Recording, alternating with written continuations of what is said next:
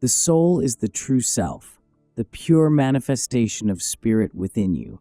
The ego is the pseudo-self, the soul responding to the world of duality while in a state of identification with the limited instruments of the physical body and mind.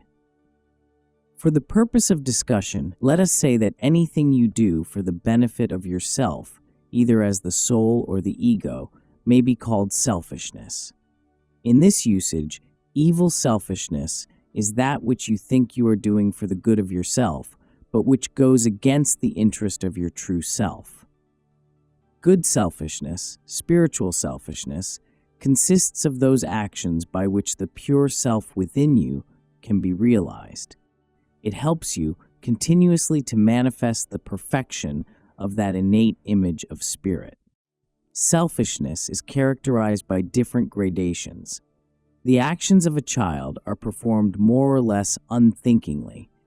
When he sees somebody else playing with different toys, he wants to possess them. He wants to eat this thing or to do that thing because he sees someone else enjoying it. This is unconscious selfishness. I watched this reaction in my own childhood. When I was very little and saw others playing with something, my first thought was to possess it. But soon I found that whenever I wanted something, there was always somebody else trying to get it or hold on to it. So I began to exert my strong will to possess what I wanted. But when this brought about fights with others, I wondered if it was right to assume such an attitude. My mother used to say, when giving some special treat of food to me, share this with somebody else. Initially, my reaction was that she was trying to give me less, but immediately I began to picture in my mind, well, if I like this food so much, maybe somebody else would also like it. So I decided I should share. Then came the thought, if I share with everybody, there will be nothing at all left for me. That began to puzzle me, but my experience was that if I shared with others, then I enjoyed more. The joy received from sharing was even greater than the joy I got from the thing I had shared. That is why I have always parted with whatever I have loved. Whenever some possession was wanted or needed by somebody else, my mind would say, well, he is sick with this desire. You were healed of your wish for it, so now let him have that benefit. One by one, I gave away everything that came to me, and my joy was multiplied. When I wanted something and got it, I enjoyed, and when I gave it to somebody else, I enjoyed it again. No desire has ever been permitted to take possession of my soul. That would be contrary to the ideal of spiritual selfishness for the welfare of my true self. Never love anything so much that it possesses you. Whatever you give out, you will attract in kind. What you are will show in your countenance and actions, and others will feel the underlying vibration and respond accordingly. If you set an example of evil selfishness, others will want to take everything from you. But if you are the opposite, you will find everybody inclined to be generous toward you. Suppose you give me your favorite walking stick, and in return I want to give you something. But my mind says, you can't part with your umbrella, even though you know he has admired it. Then I reason, he loved his stick, yet he gave it to me, so I wish to give him something I value. That is the spirit which predominates when a person shows unselfishness. You cannot own anything. You are only given temporary use of things on this earth. Sometime you will have to part with them, either by accident or theft or deterioration or death. So when you try to hold on to or save anything just for the sake of possessing, you are fooling yourself. Even this bodily house that you have lived in for so many years must one day be relinquished. So it is wrong to impose on the soul a conviction that you own something you cannot ever own. When something is given to you, know that it is yours only for a little while, and be willing to share it with others. Great trouble lies in coveting more than you need. No doubt you must have necessary necessities such as food, clothing, and some material security, but in aspiring after these, omit unnecessary necessities, the nagging desires that crave more and more. Always have in your mind the ideal that while you are laboring for your own needs, you will help others acquire what they need and will share with those less fortunate what you receive. Remember that you are a part of the world family and you cannot exist without it. What would life be like without the carpenter or inventor or farmer? Through interchange, God wants us to think of others. It is a grave error to live only for oneself. Whenever you think of your own happiness, think also of giving happiness to others. You are not asked to give away everything for the welfare of your world family. That is impossible. But you should have consideration for others even as you have for yourself. God intended that man should thereby be truly spiritually selfish, serving his greater self in others. But the first, and often the last, thought of the ordinary man is for himself. Self-preservation is a strong instinct. The world creates in us that delusion of self-preservation by which we limit ourselves to our own bodies and those things we consider our own. However, everybody is our own, for God is our Father, and we are all his children. God gave man intelligence and imagination that he might remember when he is cold or hungry, that there are others around him who also know what it is to be cold or hungry. So in seeking your own comfort, reach out to provide comfort for others also. Since you yourself do not like misery, you should assist those around you in order to allay their misery. They suffer just like you, and some even more so. If you say about your family and close friends, well, these people are mine, and I include in my happiness only them and no more, then you limit yourself and your misery starts to increase. Keep yourself ready to help others and find happiness in giving happiness to whoever crosses your path. Do not think of it as having to practice unselfishness. That makes it seem something hard to do. Rather, feel that what you are doing is for your own pleasure. The joy you find in removing the unhappiness of others, physically, mentally, or spiritually. The whole world would be heaven today if it had given up evil selfishness and followed spiritual selfishness. In the error of evil selfishness lies the cause of all wars. First came stone clubs, and then bows and arrows to protect one's own selfishness against the selfishness of others. Then guns were invented, then machine guns, and now bombs and poisonous gases, all to protect the selfishness of one group of people against the selfishness of another group. Man's potential destructive power has grown much more than his constructive power. The boil of evil selfishness must eventually come to a head. But more bodies will have to be broken before man comes to the realization that national selfishness is just as evil as personal selfishness. A nation is built of small communities, and they are built of individuals. The right ideals must begin with the individuals, and you must begin with yourself. See what happened because of evil selfishness, wars in Spain and China, and the Depression. This country, America, first had national selfishness in which for years she enjoyed prosperity. Similarly, India in her golden age was extremely prosperous, but the karmic consequences of selfishness and pride resulting in the misuse of the caste system caused India to lose her freedom. America must not abuse her freedom nor forget her spiritual ideals of equality, or she could suffer a similar karmic fate. The boundaries and governments of the world are everlastingly subject to change. This country, for example, belonged to the native Indians before you claimed it, and in the ages to come, many others will yet hold title to it. Great Britain was once ruled by Rome. Genghis Khan conquered most of Asia, but where is he now? This is the paradox of the earthly drama. It is God's creation, and we own nothing in it. What a great error it is to propagate misery through the evil selfishness of a false sense of possessiveness.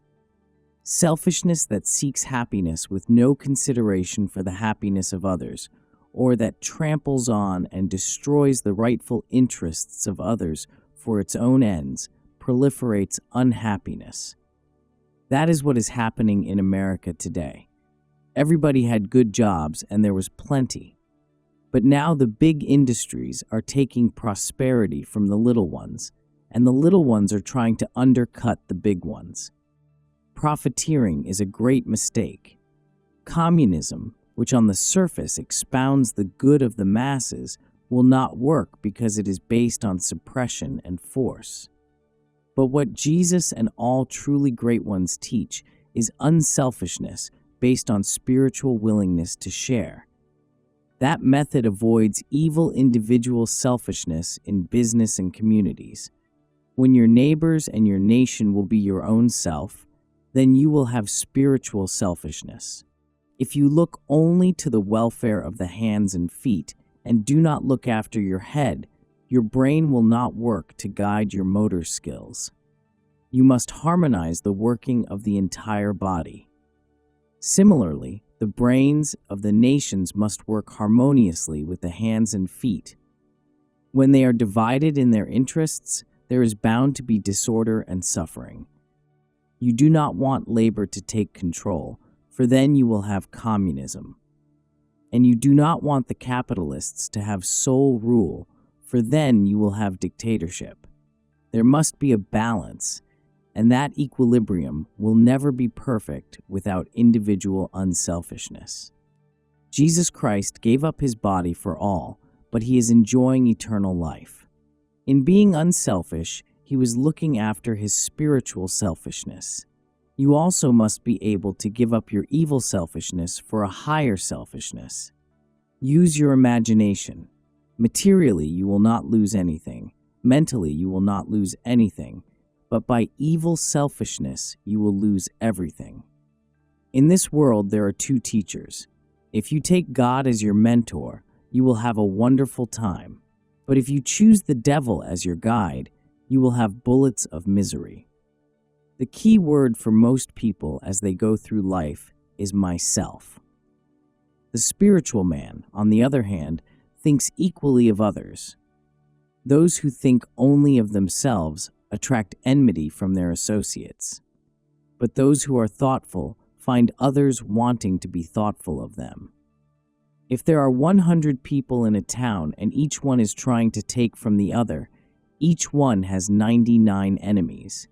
But if each one is trying to help the other, each one has 99 friends. I have lived that way. I haven't lost anything by giving up everything. I have gained. The words of Jesus are wonderful. Everyone that hath forsaken all for my name's sake shall receive 100-fold and shall inherit everlasting life. No matter what I have given up, much more has been given to me. I want nothing now, because what I have is far greater than anything the world can give to me. Everything man wants is for the purpose of acquiring happiness. So when you have true happiness with you all the time, you do not want or need the conditions of happiness. As regards material things, I have no bank account of my own. My security in this world lies in the goodwill of men. I do not believe in any other earthly security. If one is enthroned in the hearts of his fellow beings, that is the greatest kingship. By being unselfish, wholly unattached, you will be truly happy. If you set that example, others in your family or neighborhood or business will follow you. Start with that spiritual selfishness in your life. Do away with evil selfishness, which is the root cause of all trouble, whether individual or national. As soon as you think kindly of somebody else, your consciousness has expanded. When you think of your neighbor, a part of your being goes forth with that thought. And it is not only thinking that is necessary, but being prepared to act on that thought. Even if you have an enemy, he is your neighbor. Do not exclude anyone's happiness from the vision of your mind. In marriage is a lesson in unselfishness. Two individuals learn to share with each other. Then children come and the parents share with them. But it again becomes selfish if they think only of their own little family. Us four and no more. In time, loved ones will be taken away. It is a reminder that the purpose of human relationships is to stretch the consciousness by sacrificing for others and sharing with others. There is so much happiness in being unselfish. It is the greatest happiness, for in unselfishness, you guard your own happiness. My goal is the happiness of others for the happiness of myself. You can never know the joy of that achievement unless by unselfishness you include others when you think of your own happiness. Not only those who are related to you, but all. Look at Gandhi. He had money, position, but he gave up everything. And his wife followed him, not even demanding a few bonds for the security of herself and her sons. They gave up all and lived for others. Having nothing, they have everything. Gandhi has set a supreme example of humility and unselfishness in this age. Jesus said, "Whosoever shall exalt himself shall be abased." Egotism and selfishness must be destroyed out and out. These two kindred evils have driven from the earth the kingdom of God. The world got away from spiritual selfishness, which takes care of the entire man properly, and fell victim to evil selfishness. But you can help to reestablish that divine kingdom again, provided you make the effort. Every one of you, start by applying the rule of selflessness. Live it. Don't be afraid for yourself. Suffer a little if it is necessary, but don't give up that ideal of unselfishness. Live for others. Don't think first of yourself. Show the example by giving to others. This doesn't mean that you are to reduce yourself to poverty. It means to be caring and sharing. Live the principles of truth in your life, and by your example and deeds, share those ideals. You cannot teach unselfishness to others unless you yourself are unselfish. Start it yourself, then others will follow suit. I have given my life to serving others with truth. I used to travel and speak before huge audiences, but I know I can better serve all through my writings. Crowds can be drawn, but they do not necessarily come to find God. Rather, they come for a period of spiritual relaxation and inspiration. I am seeking souls who have a real desire for God. That is why I have always emphasized the necessity of communing with God. This is of the utmost importance.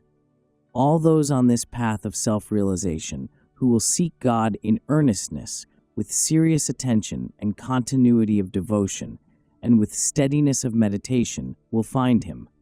Meditate. Meditate and meditate. That is your watchword. I have done all this organizational work because it was the wish of the masters. I am not personally seeking anything from anybody. When I leave this earth and this body, nothing will belong to me. Therefore, I have mentally and materially renounced everything now for God. All I want from you is that you live the life of God. Learn to love God with all your heart, mind, soul, and strength, and to love your neighbor as yourself. You do not need any other commandments if you follow those two. What is the meaning of loving God with all your heart and with all your mind, soul, and strength? Heart means what you feel. Mind means concentration. Soul means divine communion in meditation. And strength means to place all your energy on God. Therefore, love God with all your feeling and with all your concentration in meditation, reversing the searchlights of your energy and attention from the body and the world back to God. You cannot love God truly without meditation, because only by meditating can you know yourself as the soul in which lies your true eternal relationship with God. Create in your hearts a throne of supreme love for God. There is naught else for which I live, no other ambition but to love Him, to talk of Him, and to teach others the way to know Him. I want nothing. Whenever God brings me here to these meetings, it is my privilege to be with you, to speak of Him, and to love Him with you. It is so wonderful to love God and to love all as a part of God. To find Him, you must feel His love in all. There is no greater force than love. If at any time you clash with others, give love to them mentally. I love my enemies because I feel them as my friends. By feeling God, you cannot hate anybody. What would happen to us if God became angry at our misdeeds? If you remain calm when others try to hurt you, then you are a God. The great God whom I worship on the altar of the sky and ocean, and on the altar of my own consciousness, He is manifest everywhere and in everyone. Him I embrace in all of His infinite forms.